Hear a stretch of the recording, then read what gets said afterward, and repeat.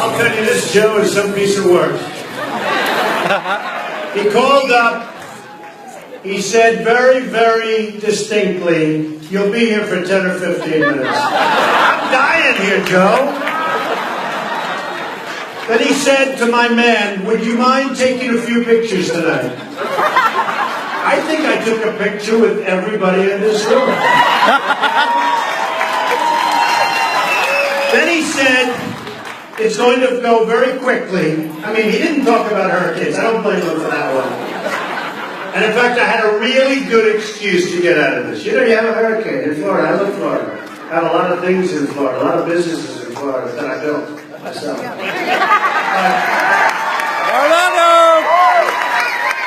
I had a really good excuse to get out of this. I said to Melania, who's here, Melania, where are you?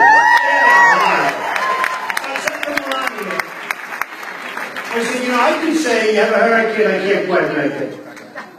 But then, I don't know, I'm like an honest guy. And part of being the statesman is honesty. Really, honesty and statesmanship sort of go. So what am I going to do? Say I can't make it, I have like a hurricane? Since when does a hurricane stop us, right? Certainly not in Sarasota. So, we got on a friend, Howard Lorber, great guy. Stand up, Howard. What a great guy. He came with us, my friend. He wanted to see this. He never heard so many speeches in his life. He's like a rich guy, also built his own business, by the way. Did you have any help building your business, Howard? I don't think so. But I said, there's no way. And I'll tell you what, I've gotten to know a lot of people tonight. I love you people. This is great.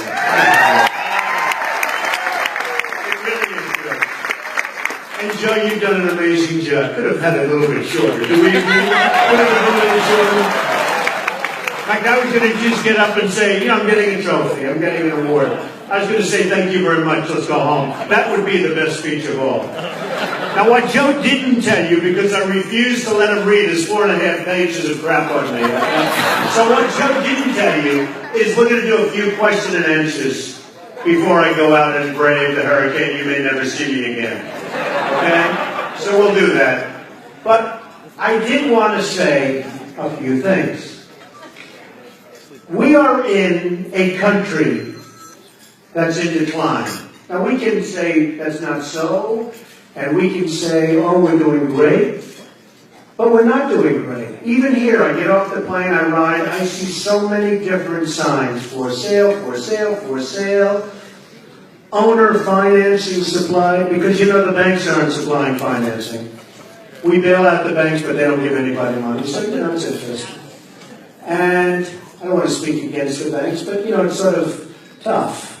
Now there you have regulation like nobody's ever had, like no bank has ever had, but they're not doing it. And we are in a country that's in serious, serious trouble. If we have 4 more years of Barack Obama, we're not going to have a country left. We're not going. Obamacare is a disaster, a total disaster. I have friends with business. I went to the great Wharton School of Finance. I have many friends, the best, right? How many people went to it? The best. What a great speech you made. But I went to the Wharton School of Finance, and I have friends that went to school with me, and they have medium-sized businesses, successful guys. And 2 of them told me recently they're going to have to close up their business because Obamacare is not affordable. They can't do it. They're not going to make it. Now that's 2 guys, smart guys, good businesses. They're going to be closing them up. What are we doing? What is wrong with this country? What are we doing? We have somebody in office that truly doesn't have a clue. He never built anything. He never made a deal except for his house. And if you want to look into that whole deal, that was a lot of monkey business going on, I can tell you. And you know, all of my life, I've heard it all the time. In fact, when I was thinking about doing it, and then I actually got to like mid, and I said, what do I have to do this for? He's really good. He's smart, he's sharp, he's a great businessman. But the truth is, I always heard, and it was like everywhere you went, if you were a really successful person, really, really successful, you can't run for public office. And I saw that, and I saw it firsthand. because I see so many successful people wanting to run. But during the course of their success, they've beaten the hell out of people. They've won. In other words, they've won. There's nothing wrong with that. Usually they win honestly, sometimes maybe not so honestly, but let's hope they win honestly. But they've been tough, they've been competitive, they work, they built their business. And honestly, they have left people in their wake, and they've made enemies. So now somebody wants to make a lot of money, wants to run a state, a country, a government of some kind, and they can't win. They can't really go out there. They can't put it together because all of those people that they beat consistently over a lifetime, that they just win, that's the kind of person we need. But all of those people come back to haunt them. And I see it happening with Mitt. Mitt was a successful man. He did a great job. You look at Staples. They don't want to talk about Staples. You do 100 great deals, and you do one that didn't work out. All they want to talk about is the one that didn't work out. It's terrible. But I've always heard that if you're a great, successful person, you can't win. And I see how hard they go against men. And me. I mean, when I was thinking about it, they were saying, believe me, hey, I've had some wonderful success. I've had a lot of fun doing it. I built up a net worth in excess of $8 billion.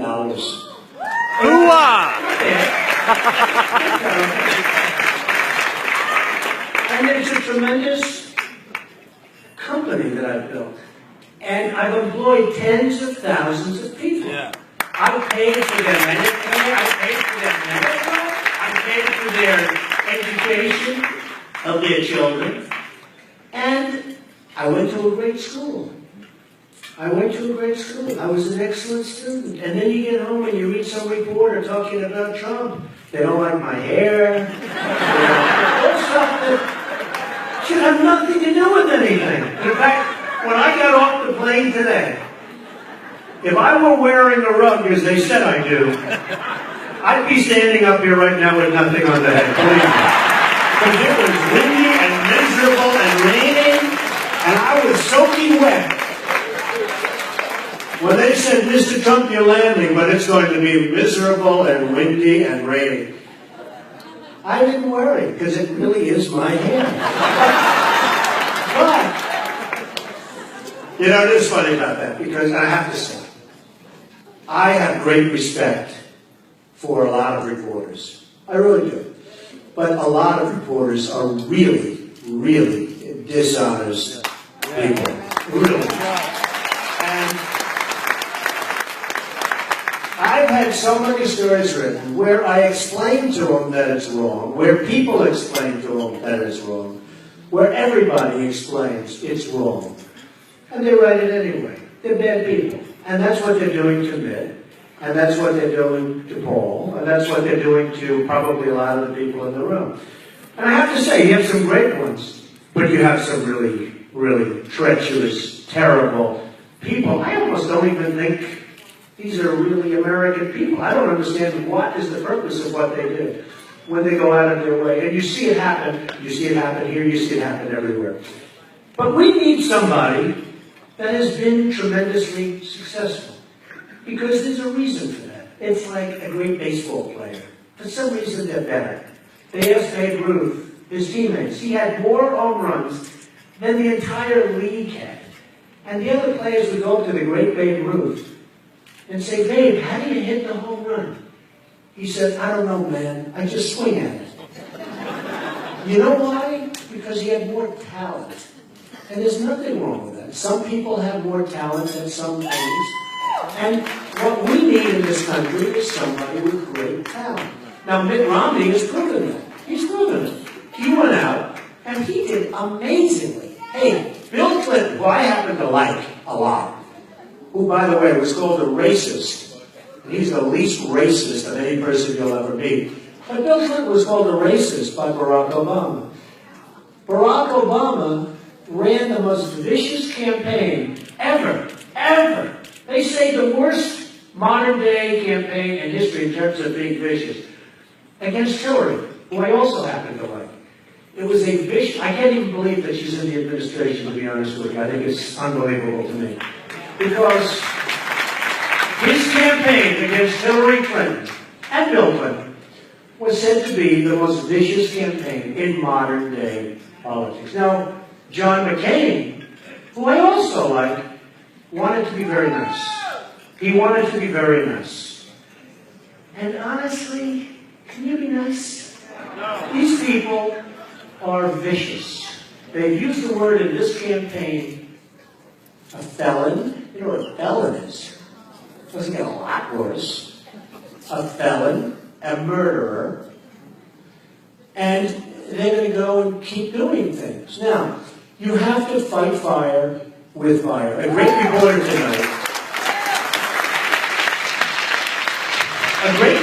tonight asked me what would be the one thing that you would recommend to Paul Ryan and Mitt Romney in this campaign. And say, look, you've got to not be so politically correct.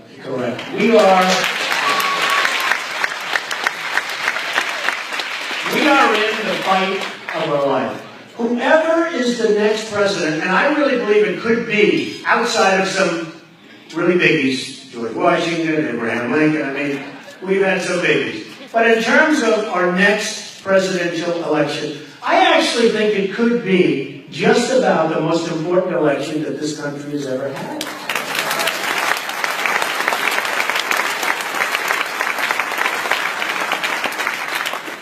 I don't think we can stand 4 more years of what's gone on. I don't think we can. Now, in coming tonight to Saratoga, and this was really Sarasota.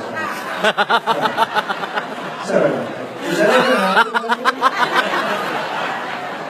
happened? In coming over tonight, it was very interesting because we had a thing called the Olympics, which everybody loved, right?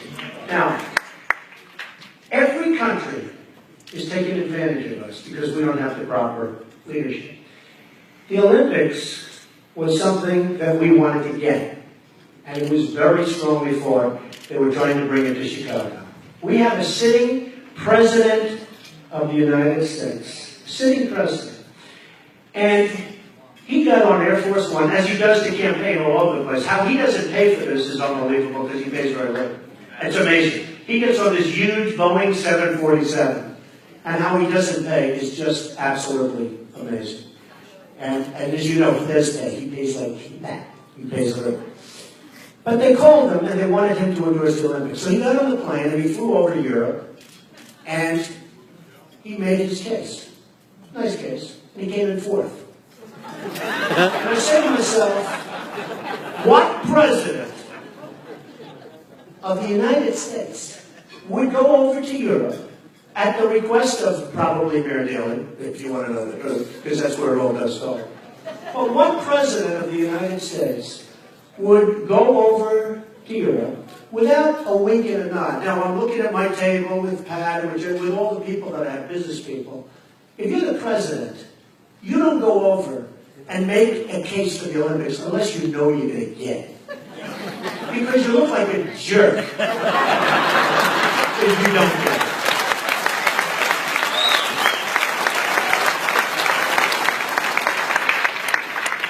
So many people in Sarasota, I'm meeting so many people that I've known from over the years in business, and I mentioned it to a couple of them tonight. It's like baby stuff.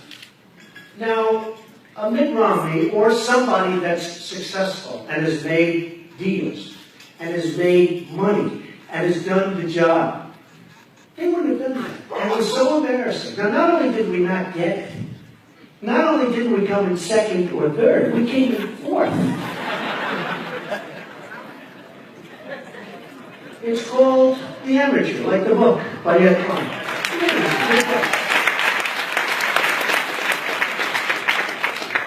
But you look at what China's doing. You look at what OPEC is doing. Your energy costs are going through the roof.